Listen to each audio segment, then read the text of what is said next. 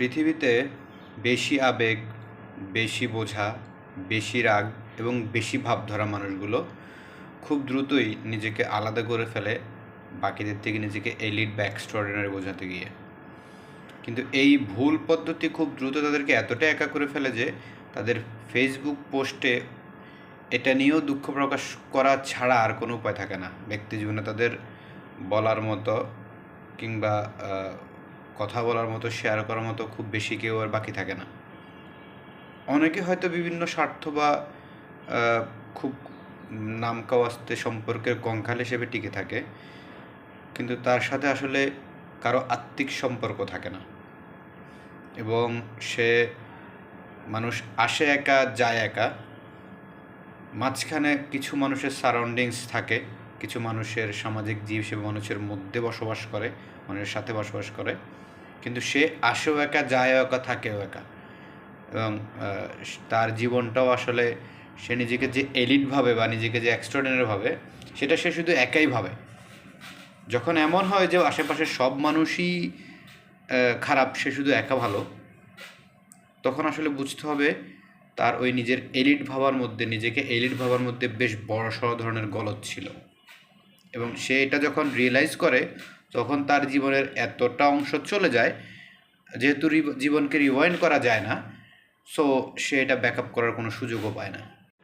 এবং এই মানুষগুলো জীবনের সিদ্ধান্ত নিতে গিয়ে ভুল করে, বা তার পরামর্শ করার মতো, কথা বলার মতো যদি কেউ থাকে না, সে আসলে একাকী সিদ্ধান্ত নিতে হয় এবং সিদ্ধান্ত নিতে গিয়ে ভুল করে। আর ব্যক্তি জীবনেও সে প্রচণ্ড অবসাদে ভুগে, যেটা সে প্রকাশও করতে পারে না, যার কারণে তার সিদ্ধান্ত গ্রহণ সহ জীবন চালানোর প্রক্রিয়ার মধ্যে এটা খুব বাজেভাবে ইফেক্ট করে, যেটার ফল আবার তার পরিবার, আশেপাশের মানুষ এবং ছেলেমেয়েরাও ভোগ করে।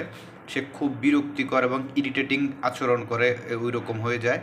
এবং তার ওই যে গলদ চিন্তাভাবনার, এলিট ভাবার নিজেকে চিন্তাভাবনার ফলটা, সে একটা সময় শুধু নিজের উপর নিজে বিরক্ত হয় না, তার আশেপাশের মানুষগুলোর উপর বিরক্ত হয়, তারাও তার উপর বিরক্ত হয়, এবং সে নিজেকে এবং তার আশেপাশের এরিয়াটাকে আসলে অস্বাস্থ্যকর বানিয়ে ফেলে।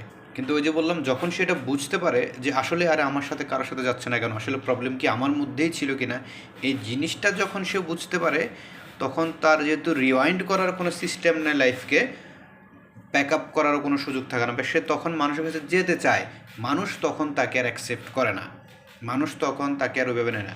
তখন আসলে তার মানে জীবন পুরোটাই দুর্বিষহ বা অর্থহীন হয়ে যায়, এবং সে এটাকে কী বলা যায়, মানে তার বাকিটা জীবন যদি বেঁচে থাকে, এক্ষেত্রে মানুষ খুব কিছু ভুল সিদ্ধান্ত নেয়, যেটা বলতে চাচ্ছি না, খুব কিছু ভুল সিদ্ধান্ত নেয়। আর যদি বেঁচেও থাকে, সেটা আসলে তার মানে ওই যে মৃত্যুর জন্য অপেক্ষা করা বা জীবন আবাসনের জন্য অপেক্ষা করার ছাড়া আর কোনো কিছু করার থাকে না।